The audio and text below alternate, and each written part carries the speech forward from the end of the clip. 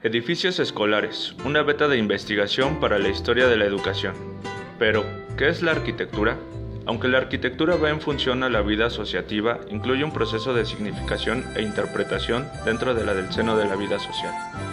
La ciudad universitaria de la UNAM es el primer master plan de un campus universitario construido en México, realizado por Mario Pani y Enrique del Mora. En la zona sur de la Ciudad de México, CU fue concebida para contener la mayor casa de estudios en toda la República Mexicana durante el gobierno del presidente Miguel Alemán.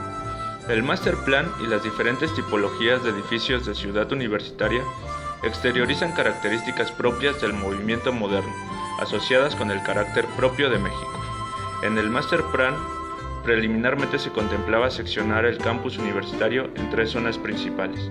Zona escolar, subdividida a su vez en las secciones de humanidades, ciencias biológicas y artes, construida alrededor de una explanada con jardines en la cual se ubicarían los edificios administrativos. Zona deportiva, donde estarían destinados a los campos deportivos de diversas disciplinas. Zona del estadio universitario, actualmente llamado Estadio Olímpico Universitario. En los aspectos arquitectónicos del conjunto se abarcan las intenciones de ambos arquitectos. Por una parte, Del Mora expresó su estilo mediante su principal interés, la conjunción de la profunda expresión nacional y proponiendo la adaptación del entorno hacia las necesidades de los estudiantes. Del Mora creía firmemente en presentar una arquitectura mexicana única, dando un lugar importante a la integración plástica de los murales en el diseño de las fachadas, con la participación de David Alfaro Siqueiros, entre varios muralistas. Mario Pani, por otro lado, mantuvo su estilo y personalidad influenciada en el estilo internacional y basada en los principios inflexibles del funcionalismo y en la búsqueda de los adelantos tecnológicos y de materiales. Pani conceptuó importante revestir los esqueletos de las estructuras con elementos sustentados en los factores climáticos, socioeconómicos y culturales del país. El ejemplo más distintivo, tanto por su localización como por su elevación, de todo el conjunto es la rectoría, construida en un estilo le Corbusiano, enriquecido formalmente con una estructura de columnas y losas de concreto armado. La rectoría consta de estacionamiento subterráneo, planta baja con la sala de trámites escolares anexa, mezanín y 12 niveles. La torre está limitada por un espejo de agua y unida por unas escalinatas de piedra. Su configuración general es un prisma cuadrangular con fachadas de vidrio, contando con una intervención del muralista Siqueiros en la fachada principal. La universidad en ruinas. El proceso de construcción de Ciudad Universitaria atravesó por momentos decisivos, especialmente por dos factores que promovieron su construcción: las condiciones de los viejos inmuebles y la promulgación de su autonomía. Cabe destacar que anteriormente las escuelas universitarias se encontraban esparcidas en un diámetro de 17 kilómetros, lo que provocaba la falta de convivencia y comunicación entre médicos, abogados, ingenieros o arquitectos, es decir, que como resultado se obtenían profesionistas que veían los problemas del mundo y de su país a través de la ventana de su especialización. El 28 de septiembre de 1929, el Nacional avisó que la Escuela Nacional de Ingeniería estaba a punto de caer. En reacción, Rectoría asignó una comisión de ingenieros para la evaluación de la misma, determinando así que se necesitarían levantar nuevos edificios para la universidad, ya que muchos de estos eran viejas casas conventuales, cocinas y cocheras en terribles condiciones.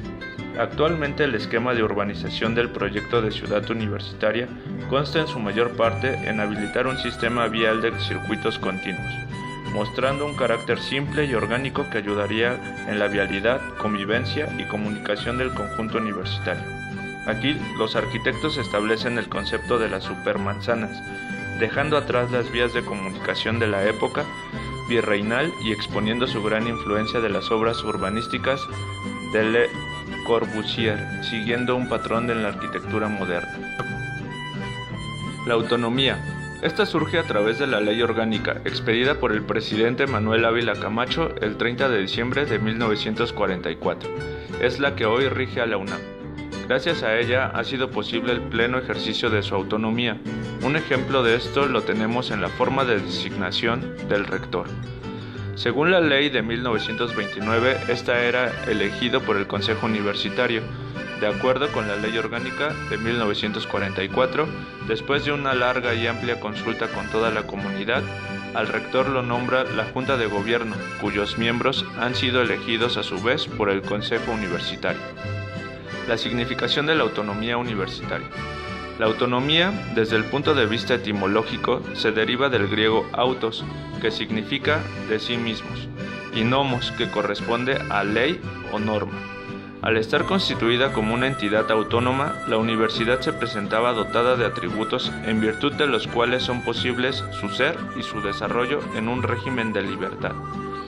Importa, sin embargo, se suscitaron algunos riesgos. La existencia y el desarrollo de la universidad pueden entrar en peligro cuando se violan las normas que la rigen o se atenta en contra de los órganos del gobierno que ella misma libremente se ha dado. Los riesgos son entonces caer en una derogación de sus normas o, por el contrario, de esta situación pasará a la de la heteronomía, es decir, a la intervención de imperativos ajenos a ella, como sería la injerencia del Estado o de las determinadas agrupaciones políticas o de cualquier otra índole. Cada maestro, en ejercicio de su autonomía universitaria, imparte en su materia en plena libertad de cátedra. De todo esto se desprende que la autonomía implica que en la docencia nadie puede imponer como norma una determinada ideología. Cabe aquí recordar el célebre debate que sostuvieron públicamente los maestros Antonio del Caso y Lombardo Toledano, cuando este último propugnaba imponer el pensamiento marxista como normativo en la universidad. La libertad de cátedra prevaleció contra viento y marea. La victoria del maestro del Caso no significó que el pensamiento marxista fuera expulsado de la universidad, sino que, no por imposición, sino por ser libre elección. Algunos maestros pudieran adoptarlo como de un hecho ocurrido entre algunos, sobre todo en las facultades de Economía y Filosofía y Letras. Los polos de tensión. Los planes de construir una ciudad universitaria se remontan a 1929, cuando dos estudiantes de arquitectura presentan como tesis un proyecto de ciudad universitaria. La zona en la que se proyectaron su plan fue en Huipulco, también al sur de la ciudad, pero es hasta 1945 cuando por decreto se formula y aprueba una ley sobre la fundación y construcción de ciudad universitaria. Para la realización del plano, en conjunto se llevó a cabo un concurso de ideas en la Escuela Nacional de Arquitectura. Los ganadores fueron Mario Pani y Enrique del Moro. Más tarde se une a ellos Mauricio Campos, que durante el proceso fallece, motivo por el cual ellos fueron quienes dirigieron el plano de conjunto. De la misma manera, decidieron que cada edificio sería un proyecto individual, así que seccionaron arquitectos para cada edificación. Es en 1949 cuando se inicia la construcción. Sin embargo, se contaba con insuficiencia de fondos, así que la universidad, sabiendo el interés del presidente Miguel Alemán por la construcción de la misma, reorganiza el patronato universitario, nombrando presidente a Carlos Novoa, entonces director del Banco de México, y como vocales a Eduardo Suárez y David Thierry. La posición de estos personajes permitió mayor acercamiento con el presidente, quien procuró dotar a la universidad de los fondos necesarios para continuar la construcción. Un nuevo México, una nueva universidad. Tanto la nación como la universidad dibujaron su rostro contemporáneo a finales de los años 40, época en la que México dio inicio a su proceso de industrialización. A través de la sustitución de importaciones, en este tiempo se definió la política de desarrollo, permaneciendo vigente en las décadas posteriores, a cuyos reclamos se ajustó el aparato educativo en sus instancias superiores. En ese contexto, la universidad recibió un trato preferencial por parte del Ejecutivo Federal. Dicho apoyo se tradujo en una fuerte expansión de infraestructura como de cobertura y en un mayor y mejor nexo con el aparato productivo. En marzo de 1950, el patronato creó el organismo denominado Ciudad Universitaria de México, precedido también por Carlos Novoa, y para cuya gerencia general fue designado el arquitecto Carlos Lazo Barreiro. El 5 de junio de 1950 se colocó formalmente la primer piedra del que sería el primer edificio de Ciudad Universitaria, la Torre de Ciencias, en una ceremonia presidida por el rector Luis Garrido y el secretario de Gobernación Adolfo Ruiz Cortines. La labor de todo el equipo, encabezado por el arquitecto Lazo, fue brillante, ya que se trabajó con una mística de superación y eficiencia ejemplar. La excelente coordinación entre todos los participantes dio como resultado que las obras se realizaran con economía, orden y una rapidez inusual, lo que permitió que se concluyeran en menos de 3 años. En el programa general, se buscó la creación de una unidad física y pedagógica que permitiera una fácil comunicación de las escuelas entre sí y, por lo tanto, la convivencia entre estudiantes, profesores e investigadores. Asimismo, se introdujo la centralización de las enseñanzas básicas, comunes a diferentes planteles para evitar la multiplicidad de cátedras y espacios, así como para promover el intercambio cultural y social entre alumnos. El 20 de noviembre de 1952 se efectuó la dedicación de la ciudad universitaria, ceremonia presidida por el presidente Miguel Alemán, con la que se llevó a cabo la inauguración oficial de la ciudad universitaria. La mudanza de las escuelas dio comienzo hasta 1953 y fue coordinada por el doctor Nabor Carrillo, quien había tomado posesión como rector en febrero de ese año.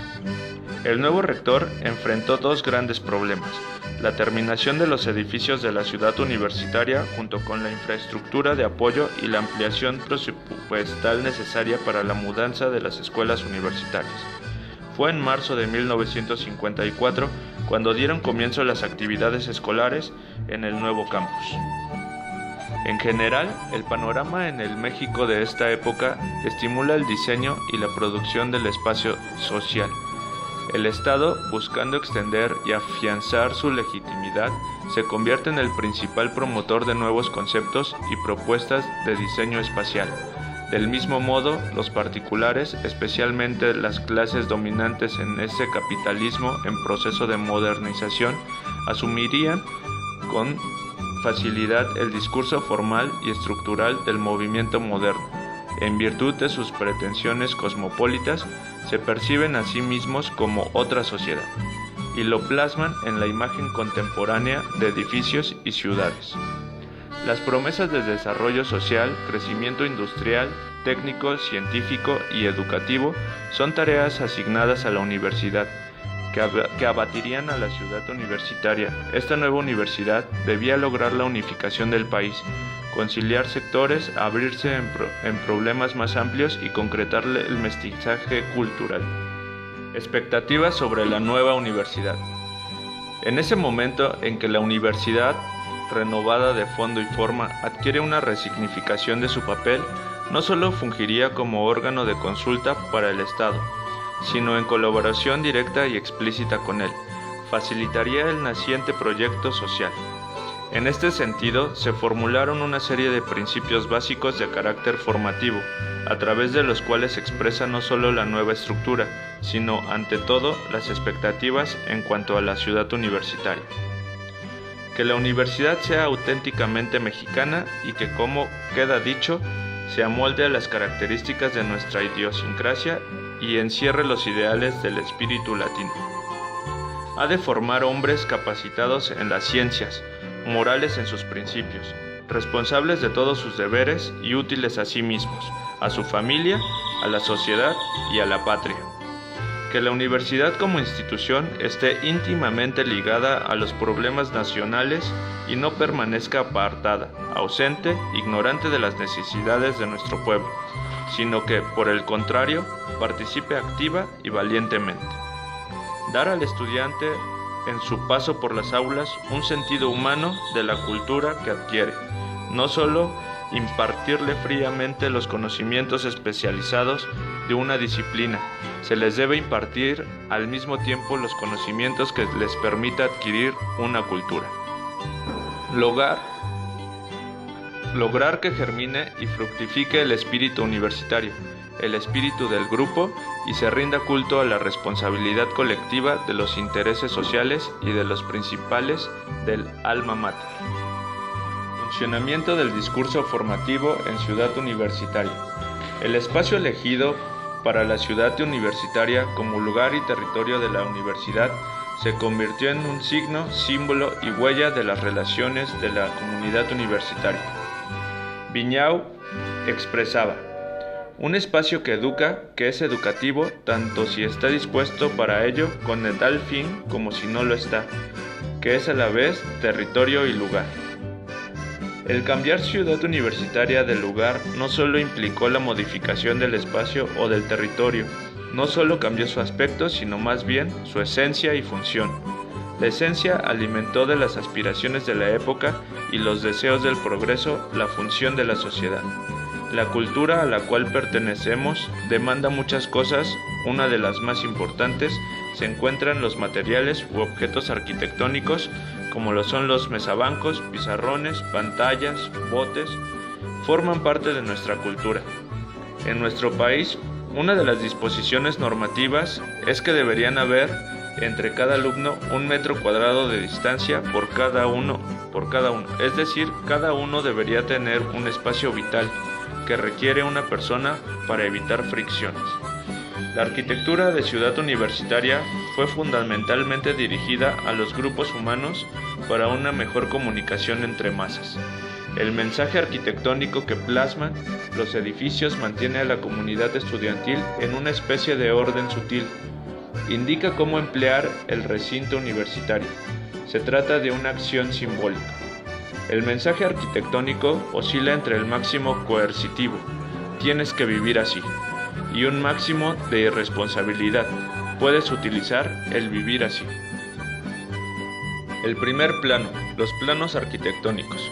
Varios autores como Sánchez y Garza dan una percepción personal de lo que implica el observar estos planos, conocer por cuenta propia los pasillos, puentes, edificios, aulas, bibliotecas, etc. Y al conjuntar esta experiencia con la vivencia académica de formación universitaria, se forma un criterio de la grandeza de la Universidad Nacional Autónoma de México. Se le otorga un sentido de existencia y se consolida la identidad como universitario de la UNAM. ¿Qué podemos decir de la Universidad Nacional Autónoma de México al observar sus planos? Al observar en primera instancia los planos del proyecto de Ciudad Universitaria, podemos ver la grandeza y magnitud del proyecto. Unos simples planos nos muestran la visión enorme que se tenía para reformar a la Universidad de México, una visión en la que se hace más que transparente la ambición del proyecto, en la que se conjugaban un mundo de saberes los cuales tendrían que tener cabida en un espacio propio y adecuado para su desarrollo, en el cual se podrían mezclar para dar pie a nuevos conocimientos, los cuales se usarían en beneficio de una sociedad que lo necesitaba con urgencia. Se aprecia la visión multidisciplinar con la que los más de 60 arquitectos que participaron en la construcción y distribución de los espacios contaban, además de la conjugación de espacios y formas que determinarían la circulación y estructura que facilitaría la convivencia entre las carreras que formaban parte de la universidad. Regularmente podemos encontrar la división de CU conformada por 4 zonas, las cuales hablan de una visión de formación que integra la academia y la cultura, edificios diseñados y pensados específicamente para labores administrativas, así como los encargados de las labores académicas propias de cada carrera, además de contar con espacios de esparcimiento, los cuales fomentarían la relación entre estudiantes y la cultura propia del ser mexicano. Estos planos, además de demostrar la magnitud arquitectónica que es la ciudad universitaria, nos demuestran el ideal del hombre que se pensaba para México en el año de 1945. El estudiante universitario no podía solo formarse en el sentido estricto de la academia. El estudiante tenía que contar con una formación encaminada al cultivo de mente y cuerpo, motivo por el cual se designó gran parte del territorio universitario a un estadio y áreas deportivas. Estas áreas estarían adaptadas para desarrollar una gran variedad de deportes y no solo de la práctica amateur, sino un desarrollo especializado del mismo. Se pensaba que en esta ciudad universitaria se formaría el ciudadano mexicano profesionista ideal, el cual tendría que estar íntimamente relacionado con las problemáticas a las que se enfrentaba el país, además de contar con un desarrollo profesional científico que le otorgaría las herramientas para desarrollar su conocimiento y sabiduría de dichas problemáticas.